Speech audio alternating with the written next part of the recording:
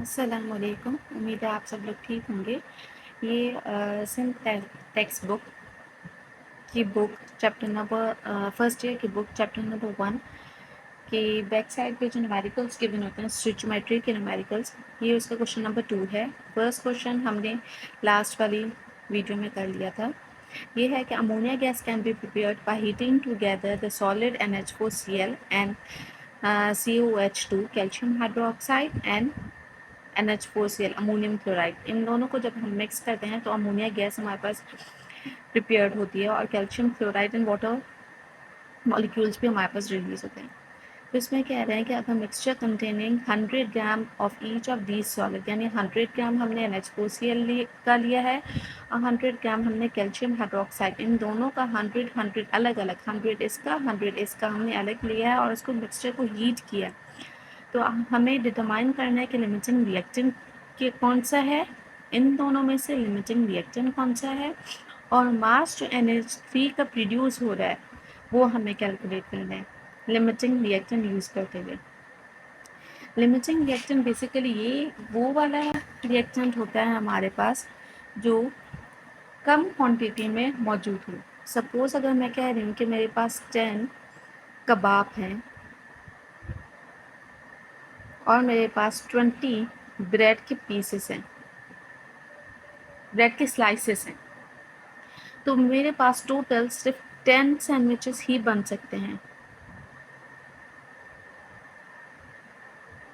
वो इसलिए क्योंकि मेरे पास कबाब 10 है, तो मेरे पास 10 सैंडविचेस ही बन सकते हैं और 20 ब्रेड हैं, एक ब्रेड ऊपर एक ब्रेड नीचे।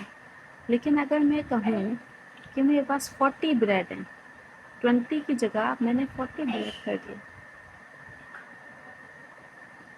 तो फिर भी मेरे पास 10 सैंडविचेस ही बनेंगे क्योंकि मेरे पास कबाब 10 है। मेरे पास कबाब 10 होने की वजह से मेरे पास सैंडविचेस 10 ही बनेंगे। बाकी जो 20 ब्रेड यहाँ से स्लाइसेस बच जाएंगे वो ऐसे यूज़लेस होंगे। यानी वो रिएक्टेंट जो हमारे पास कम क्वांटिटी में प्रेजेंट है उसे हम कहते हैं लिमिटिंग रिएक्टेंट। यहाँ पे हमारे पास कबाब कम क्वांटिटी में मौजूद है, इसलिए हम कह रहे हैं कि कबाब आर लिमिटिंग रिएक्टेंट। फाइंड करना है कि इन दोनों में से लिमिटिंग रिएक्टेंट कौन सा है, कौन सा कम क्वांटिटी में प्रेजेंट है। तो सबसे पहले हम लोग मॉलिक्यूलर मास निकालेंगे NH4Cl का और सारा काम करेंगे NH4Cl एक रिएक्टेंट से। सही है, मतलब एक रिएक्टेंट की पहले कैलकुलेशन करेंगे, फिर इस वाले रिएक्टेंट की कैलकुलेशन करेंगे। Molecular mass of NH4Cl, nitrogen का मॉलिक्यूलर मास है 14, हाइड्रोजन 4 प्रेजेंट हैं और वैसे एक हाइड्रोजन का मॉलिक्यूलर मास 1 है। 14 + 4 Cl एक प्रेजेंट है, 35.5 हो गया। इन सबको हमने प्लस किया तो 53.5 ये हमारे पास मॉलिक्यूलर मास है NH4Cl। मोल्स का फॉर्मूला है given mass divided by molecular mass. Given mass है 100 ग्राम, डिवाइड कर दिया मॉलिक्यूलर मास से, तो हमारे पास मोल्स है 1.869 मोल्स ऑफ NH4Cl। हम लोग स्टिचोमेट्री अप्लाई करेंगे। अब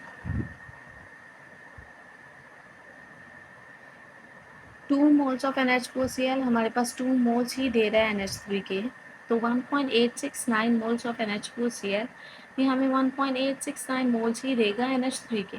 ये हमारे पास मोल्स आता है NH3 के। अब हम काम करेंगे कैल्शियम हाइड्रोक्साइड से, CaOH। पहले हमने NH4Cl से कैलकुलेशन की, उससे हमने मोल्स निकाले NH3 के।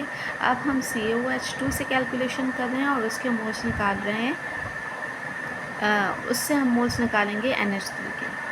तो पहले हम निकालेंगे molecular mass of CaOH2। Molecular mass CaOH2 है, कैल्शियम का 40 है, हमारे पास ऑक्सीजन 2 प्रेजेंट हैं 16, प्लस हाइड्रोजन भी 2 प्रेजेंट है 1।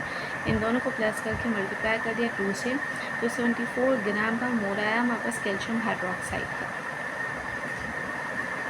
Moles of calcium hydroxide, mass divide by molecular mass, ये फॉर्मूला है हमारे पास। मास हमारे पास है 100 ग्राम जो क्वेश्चन में गिवन था, मॉलिक्यूलर मास 74 है, तो 1.35 मोल आए हैं हमारे पास कैल्शियम हाइड्रोक्साइड से। यहाँ हमने 100 ग्राम यूज़ करते हुए मोल्स निकाले। अगर हम लोग equation 1 mole of CaOH2 gives 2 moles of NH3. सही है, तो mole of COH2 gives 2 moles of NH3, तो हमने मोल्स निकाले 1.35, तो 1.35 moles of COH2 will give 2 as it is हमने यहाँ पे लिख दिया, मल्टीप्लाई कर दिया हमने 1.35 से डिवाइड कर दिया 1 मोल से, तो कैलकुलेट करने के बाद हमारे पास आंसर आया 2.7 मोल। 2.7 मोल निकले हैं CaOH2 यूज़ करते हुए। और अगर हम लोग पीछे देखें,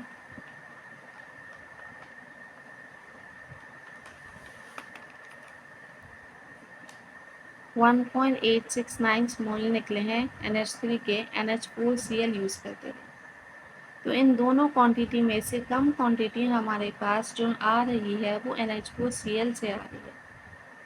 NH4Cl हमारे पास कम क्वांटिटी दे रहा है NH3 की 1.869, इवन दो हमने दोनों का 100 ग्राम यूज़ किया, NH4Cl का भी COH2 का भी, लेकिन हमारे पास रिएक्टेंट कौन सा हुआ, NH4Cl। लिमिटिंग रिएक्टेंट वो रिएक्टेंट है जो कम से कम हमारे पास प्रोडक्ट दे, जो खुद कम प्रेजेंट है तो वो प्रोडक्ट भी हमारे पास कम ही देगा, और वो है NH4Cl। NH4Cl 1.869 मोल दे रहा है NH3 के, और CaOH2 हमारे पास 2.7 दे रहा है, तो लिमिटिंग रिएक्टेंट हमारे पास NH4Cl है।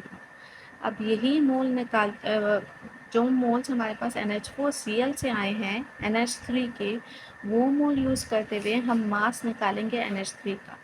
मोल का फॉर्मूला क्या है, mass divide by molecular mass. Moles हमें पता है, हमने NH4Cl से कैलकुलेट किए थे NH3 के मोल्स, वो थे 1.869 मोल्स। मल्टीप्लाई कर दिया हमने मॉलिक्यूलर मास से, मॉलिक्यूलर मास यहाँ पे डिवाइड हो रहा है, वहाँ पे जाएगा तो मल्टीप्लाई हो जाएगा, मल्टीप्लाई कर दिया 17 ग्राम से। 17 मॉलिक्यूलर मास है NH3 का। जब हमने मल्टीप्लाई किया तो हमारे पास मास जो आया है वो NH3 का वो है 31.77 ग्राम, और ये हमारे पास आंसर है।